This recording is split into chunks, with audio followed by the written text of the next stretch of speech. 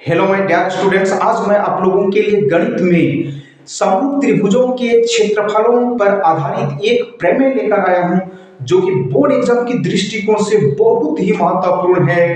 तो चलिए बिना टाइम लॉस किए आज का क्लास स्टार्ट करते हैं।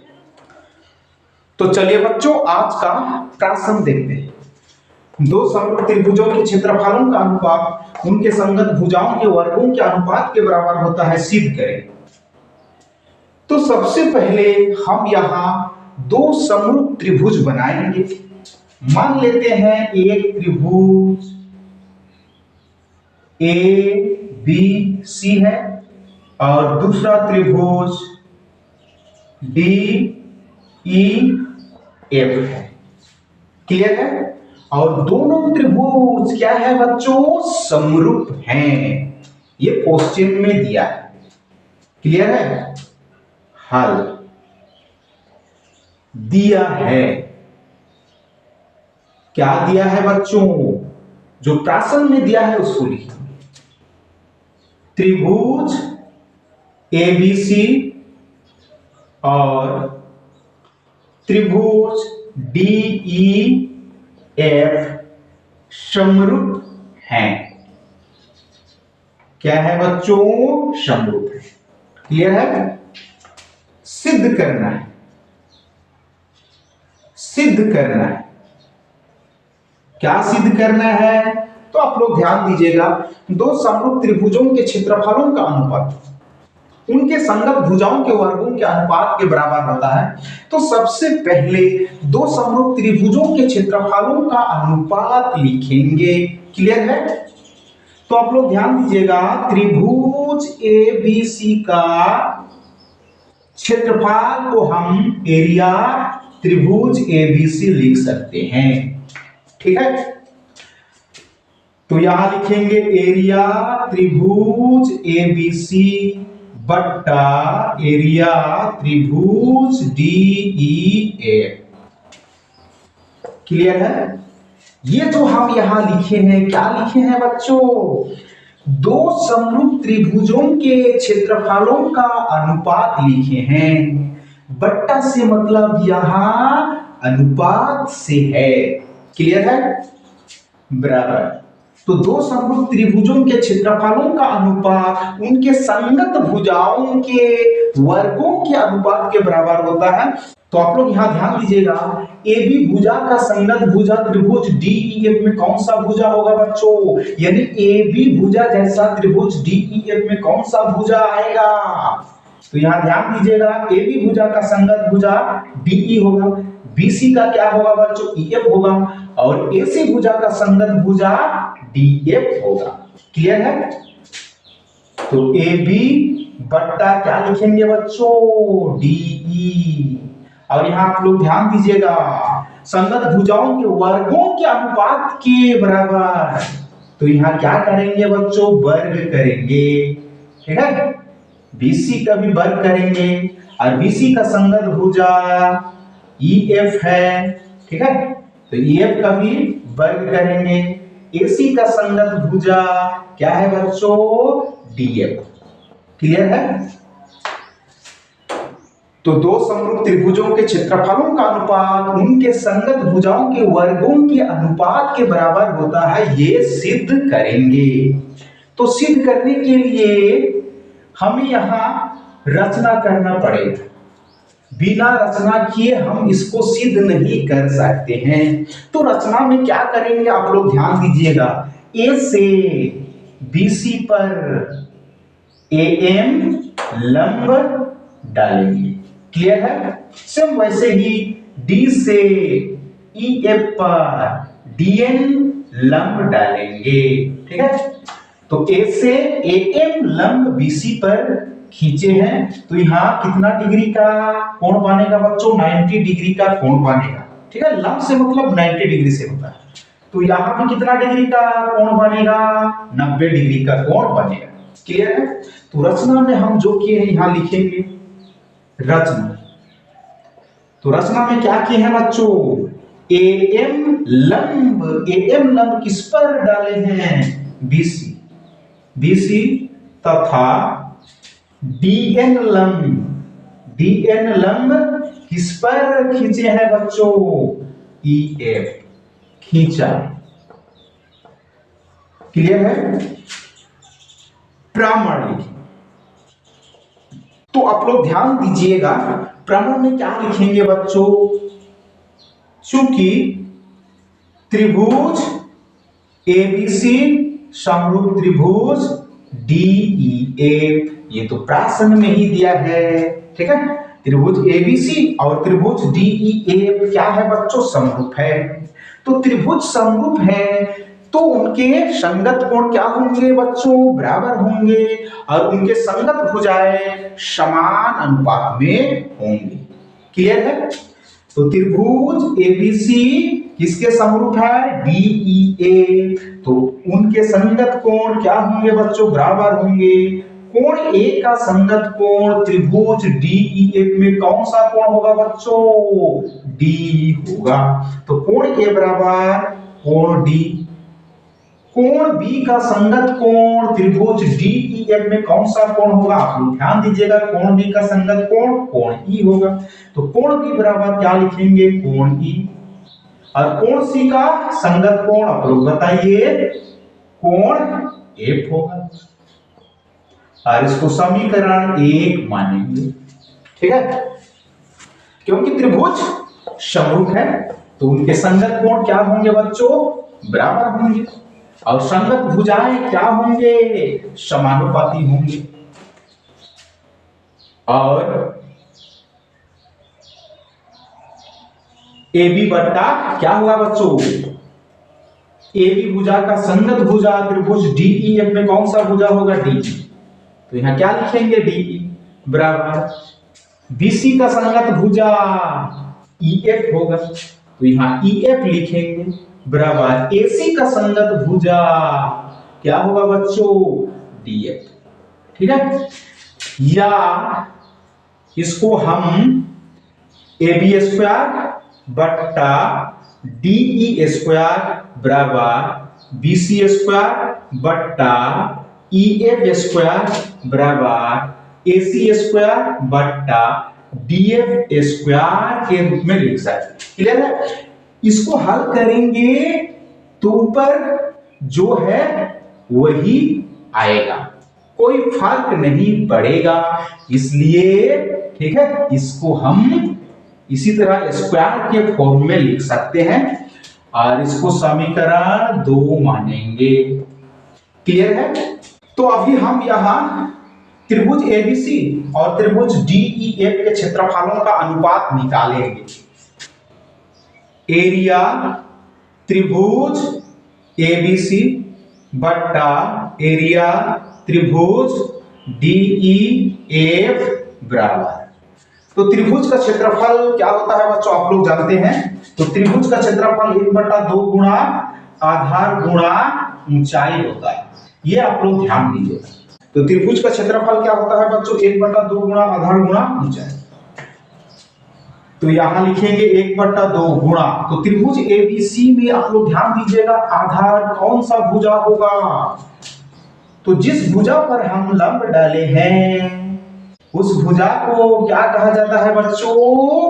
आधार कहा जाता है।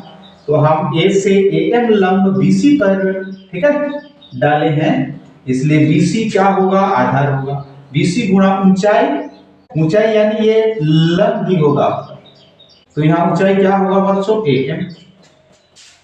फिर त्रिभुज डीईएफ का क्षेत्रफल बराबर 1/2 गुणा। यहां भी आप लोग ध्यान दीजिएगा, त्रिभुज डीईएफ में आधार क्या होगा बच्चों? ईएफ होगा, क्योंकि ईएफ भुजा पर ही लंब डाले हैं। तो आधार यहां क्या लिखेंगे? ईएफ गुणा ऊंचाई यानी ये लंब ही होगा, डी एन। 1/2 1/2 कैंसिल। क्लियर है?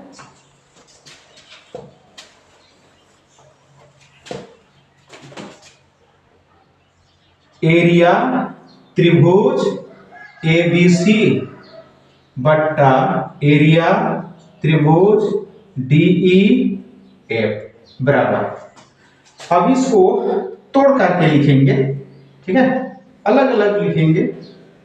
बीसी बट्टा ईएफ गुणा ए एम बट्टा डी एन, ऐसा लिख सकते हो, ठीक है। और इसको समीकरण 3 माने।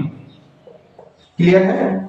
तो अभी हम लोग यहां त्रिभुज एबीएम और त्रिभुज डीईएन लेंगे। क्लियर है? दोनों त्रिभुज को समरूप करेंगे।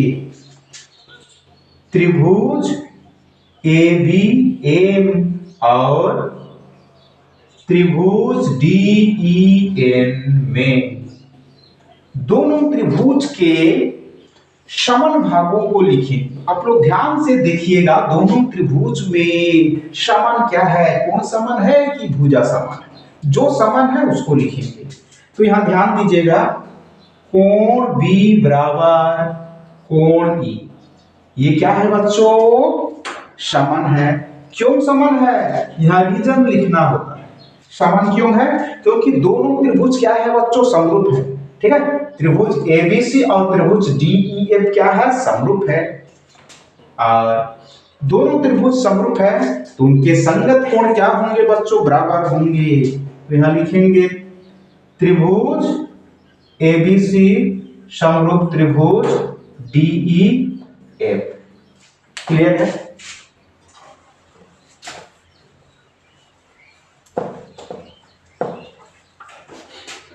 और दोनों त्रिभुज में समान क्या है? आप लोग ध्यान दीजिएगा, कोण एम के समान होगा।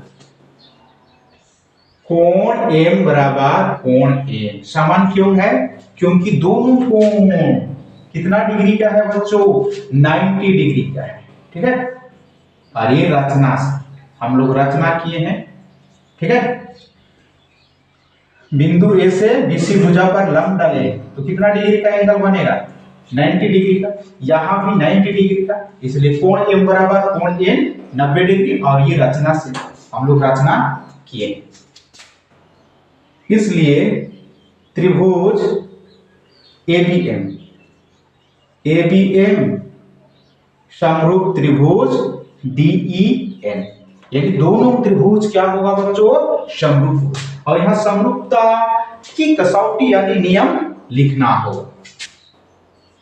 ए समरूपता कसौटी से,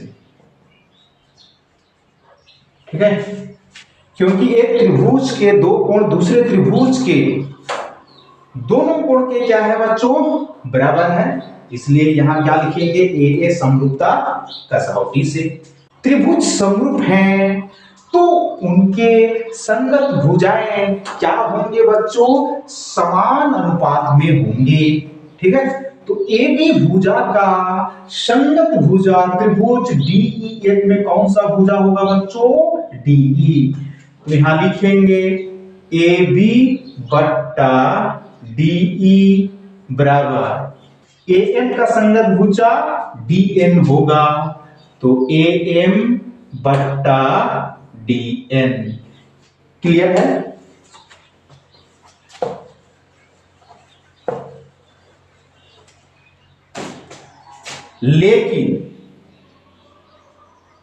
लेकिन यहां आप लोग ध्यान दीजिएगा, AB बट्टा DE यानी AB बट्टा DE किसके बराबर है बच्चों?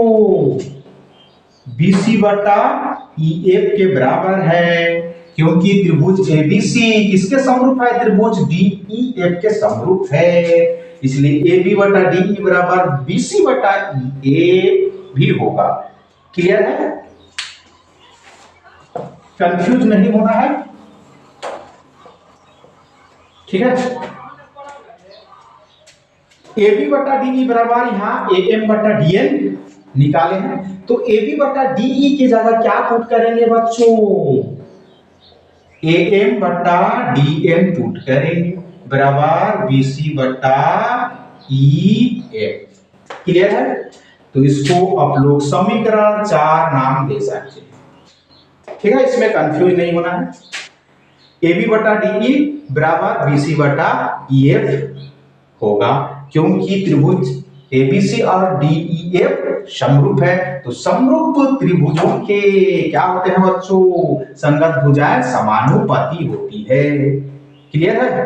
और ए बी बटा डीई बराबर यहाँ ए एम बटा डी एन है, तो ए बी बटा डीई की जगह ए एम बटा डी एन पुट करेंगे, ठीक है, बराबर बी सी बटा ई एफ, और इसको समीकरण 4 नाम दे। समीकरण 3 से क्या लिखेंगे बच्चों? समीकरण 3 से, तो समीकरण 3 में क्या निकाले हैं बच्चों? आप लोग ध्यान दीजिएगा। एरिया त्रिभुज एबीसी बट्टा एरिया त्रिभुज डीई एफ बराबर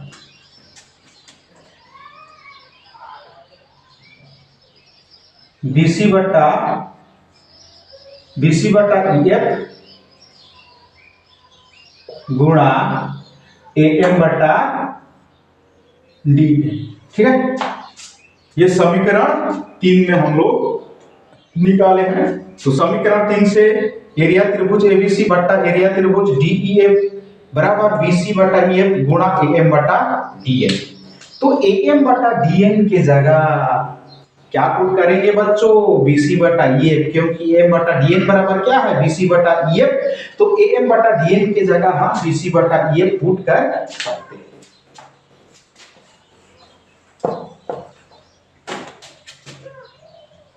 एरिया त्रिभुज एबीसी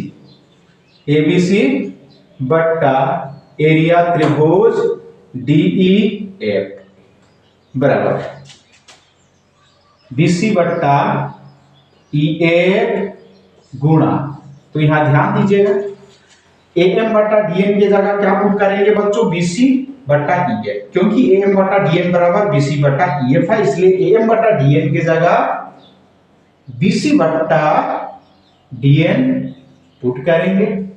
आप लोग यहां लिख सकते हैं समीकरण 4 से क्या लिखेंगे बच्चों? समीकरण 4 से बीसी गुणा बीसी क्या होगा बच्चों? बीसी स्क्वायर, और सॉरी यहां क्या पुट करेंगे बच्चों? ईएफ, ठीक है। तो ईएफ गुणा ईएफ स्क्वायर होगा। क्लियर है? तो यहां ध्यान दीजिएगा बीसी स्क्वायर बट्टा ईएफ स्क्वायर ये किसके बराबर है बच्चों? आप लोग ध्यान दीजिएगा बीसी स्क्वायर बट्टा ईएफ स्क्वायर ये किसके बराबर है? एसी स्क्वायर बट्टा डीएफ स्क्वायर के बराबर भी है, और किसके बराबर है?